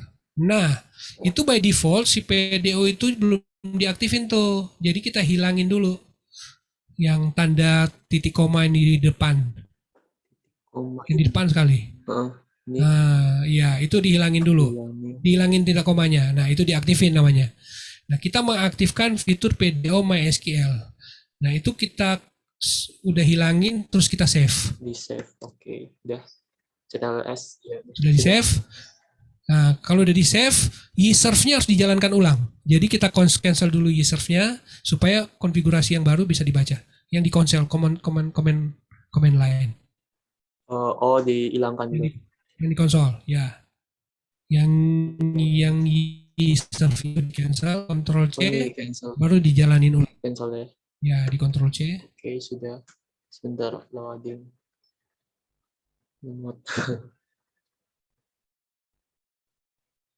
Ya, Ctrl C yang berulang-ulang sih, terus kalau yes. Ya. Oke, baru jalanin ulang. Kalau kita jalanin ulang berarti si PDO ini akan dibaca nih sama dia. Ntar YServe lagi. YServe. Oke, enter. Nah, kalau dia sudah running, kita coba buka yang model tadi. Mestinya dia sudah nggak ada errornya. Sudah jalan nih, Pak. Ini step by step ya. Ya. Coba buka lagi yang tadi, yang di browser. Nah, coba jalanin itu, enter. Yes. Ya, mestinya sih dia errornya lain sekarang. Nah, errornya sudah bukan itu lagi. Ini karena kenapa sekarang error ini root password, karena kita belum configure si ini untuk connect ke database yang kita udah set tadi, yang table tadi. Di mana cara settingnya? Kita configure koneksi dari Y untuk bisa connect ke MySQL. Nah, buka lagi file explorer, Kita edit lagi filenya. Oke, turun ke basic, ke training, Oh, training basic. Training basic di filenya. Nah, konfigurasi koneksi dari Y ke database adanya di config. Config, masuk folder config. Nah, di DB. DB. di Nah, klik ya di edit aja filenya. Edit, Oke. klik kanan notepad. Notepad lagi. Oke. Notepad juga boleh. Kecil kok filenya. Nah, itu kita configure dulu tuh. Koneksinya MySQL localhost, database-nya kita pakai tes DB-name-nya. DB-name. DSN, terus MySQL host localhost DB-name Oh, iya. tes. Ini Di bawahnya, sebelahnya. sebelah. DB-name Y2 basicnya diganti jadi tes. Karena kan kita akan pakai database namanya tes kan. Kita ganti jadi database namanya tes. Tes bukan Y, tes. Tes. Database-nya tes. Oke. Username-nya root, password-nya apa tadi? Training ya. Training. Nah, oke, ya betul. Training. Oh, nggak tahu. Tadi apa? Training kan? Training. Nah, oke. Di Oke, save dulu ya. di save. Di save, oke. Sekarang kembali ke browser tadi. Ini nggak perlu di restart service-nya, langsung jalanin. Di ini aja ya. Ya, betul. Ada, sudah dia baca. Nah, DB connection dia menggunakan koneksi ID DB. Tabelnya itu sebenarnya sudah kita bisa lihat table yang kita create tadi. Mestinya ada table MyGuest di situ. Ya, lihat ya di table name itu ada pilihan itu. Enggak di atas table name itu. Nah, itu ada pilihan tuh. Nah, itu MyGuest. Nah, itu database-nya MyGuest tuh yang keluar tuh. Yang kita sudah create tadi. Nah, sekarang kita akan create model kelasnya. Nah, di model itu coba di highlight deh tulisan model class name-nya. Di highlight di mouse over. Di mouse over yang coba lihat tuh. Dia tulisnya apa di situ? Oh, Itu kan kita harus pakai namespace-nya.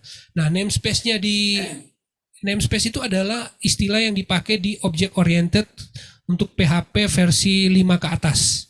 Jadi semenjak PHP udah mulai pakai namespace di versi 6, kita sudah harus mendefinisikan namespace-nya. Nah, namespace-nya untuk MyGuest ini ketik aja app, ketik app adalah namespace-nya garis backslash satu kali aja. Models oke,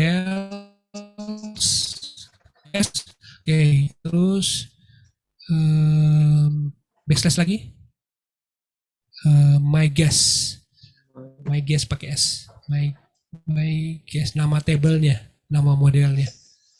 Ya, oke. Segitu aja udah, segitu aja cukup. Oke. Udah di create. Sorry, ini saya lupa ini model name itu.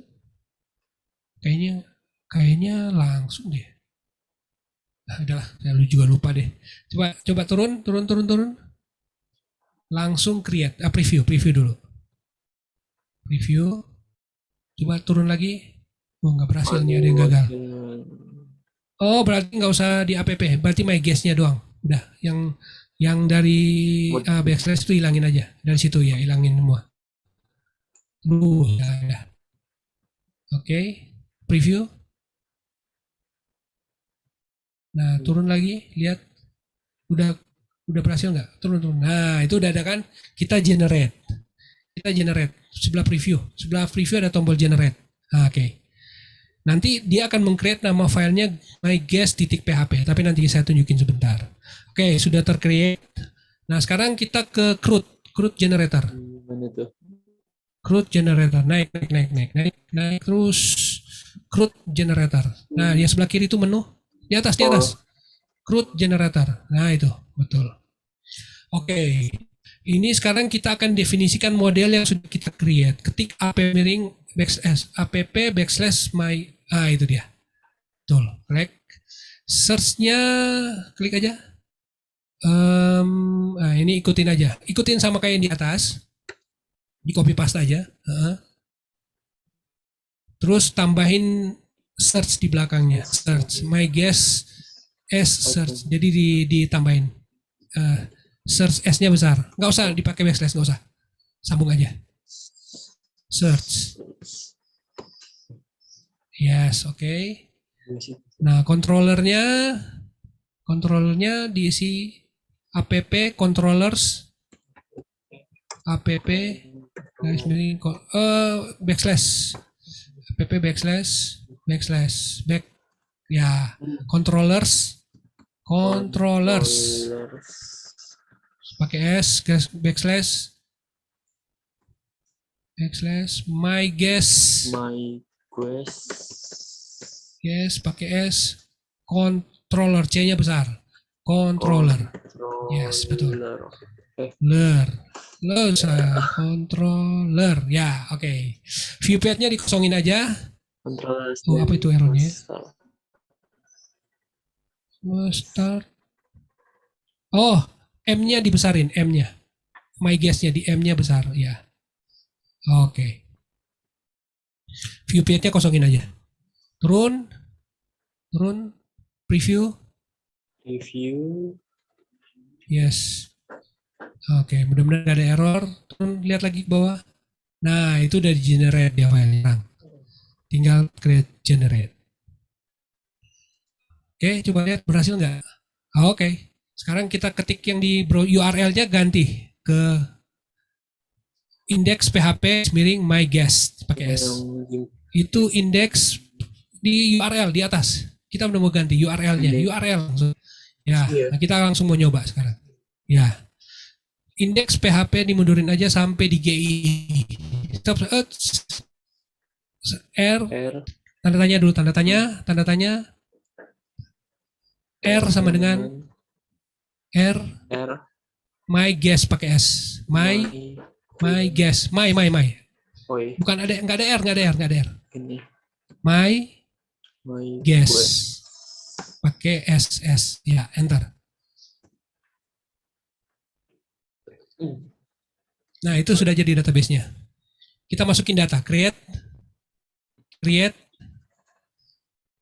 Masukin aja nama sembarang.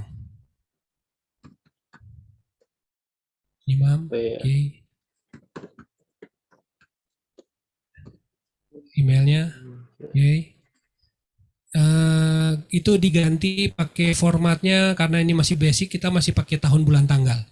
2021 08 minus pakai minus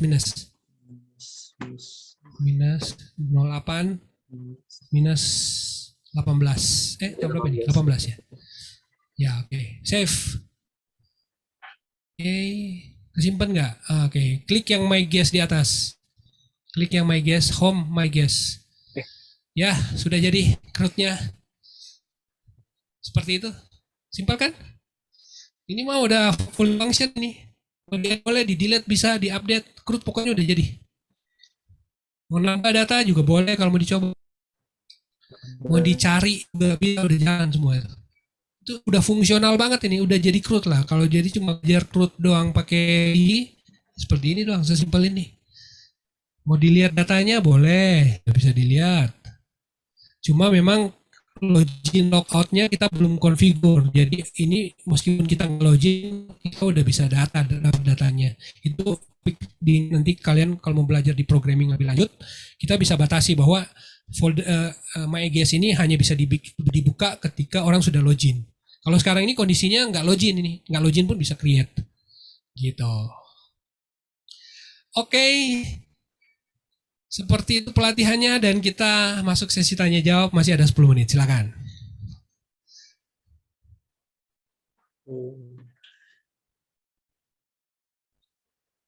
Oke. Seru kan? Belajar 1 jam, belajar CRUD. Oke, ada yang mau bertanya? Oke. Imam juga mau nanya, boleh nggak apa-apa, silakan. Dari pertanyaan yang tadi dari tutorial. Jadi kalau cuma mau sekedar bikin buku tamu, bikin buku absensi, pakai CRUD ini udah jalan ini. Orang udah bisa input datanya langsung. Nah nggak perlu susah-susah programming. Codingnya nanti kita akan bahas. Karena codingnya ini kita bahas setelah mungkin nanti jam 1. Kita akan bahas mengenai apa aja sih source code yang sudah dibikin sama aplikasinya, dan bagaimana kita memahaminya.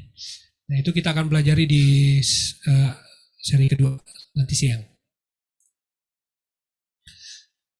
Ada yang mau bertanya?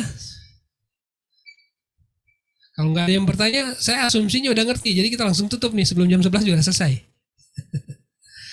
Om Roy, ada komentar? Silakan Atau teman-teman Mualim? yang mau ditanyakan. Jadi saya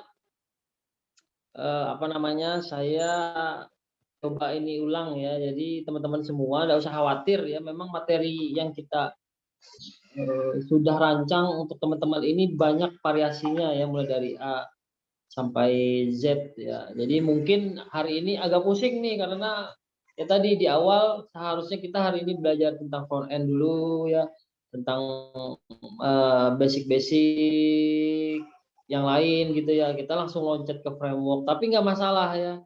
Ini nanti peserta misalkan ada bingung apa ya, misalkan ada kesulitan ya, bolehlah nanti kita lanjut untuk diskusinya via WA. Nah, jadi saya izin Om Peter dan teman-teman yang lain, kita buatkan WA group ya khusus untuk event ini aja. Nah, kalau sudah selesai kita akan delete ya.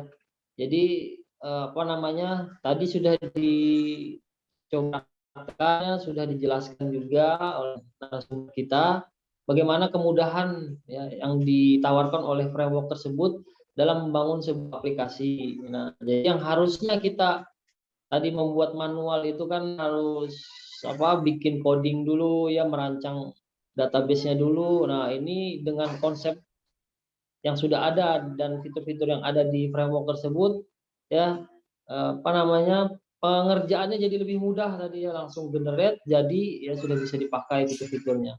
Nah, jadi monggo silakan dari peserta ya, khususnya dari Unsur atau dari teman-teman yang lain yang ada pertanyaan silahkan gitu.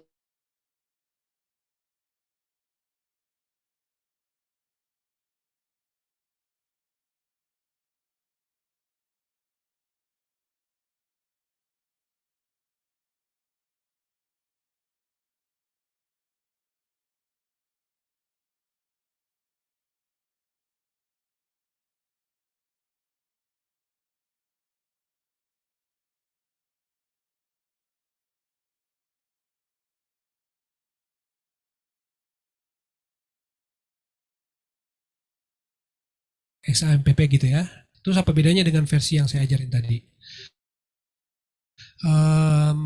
XAMPP itu adalah sebenarnya semacam paket kumpulan, di mana begitu kita install aplikasi ini, dia sudah ada Apache di dalamnya, sudah ada PHP di dalamnya yang sudah dikonfigur, termasuk database-nya juga sudah ada dan sudah dikonfigur. Jadi kita tinggal nggak mau tahu gitu, kita langsung jalani, langsung pakai. Nah, itu sedangkan yang kita ajari hari ini adalah versi manualnya, di mana PHP kita install sendiri, terus MySQL kita install sendiri, terus konfigurasi ke dari hubungan dari PHP ke database-nya juga kita konfigur sendiri. Nah, itu memang lebih manual, tapi kita akan lebih punya banyak kontrol dengan aplikasi yang kita jalankan. Dan enaknya pakai manual begini adalah, yaitu seperti yang saya bilang tadi, kalau kita sudah Ctrl C, service-nya sudah mati, jadi dia udah nggak jalan di belakang, nggak ada istilahnya TSR, terminate service residence kalau nggak salah istilahnya, yang aplikasi yang jalan di background. Ini nggak ada, kalau kita udah Ctrl C udah mati aja, nggak ada memori yang kepake, dia langsung stop. Database-nya juga gitu, begitu kita stop, udah langsung berhenti stop database-nya. Jadi cuma ngabisin storage aja, nggak ngabisin memori gitu. Itu bedanya kalau kita pakai XAMPP. Nah,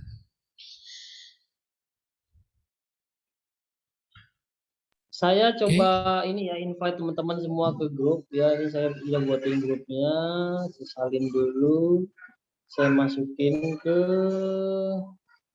kolom chat ya.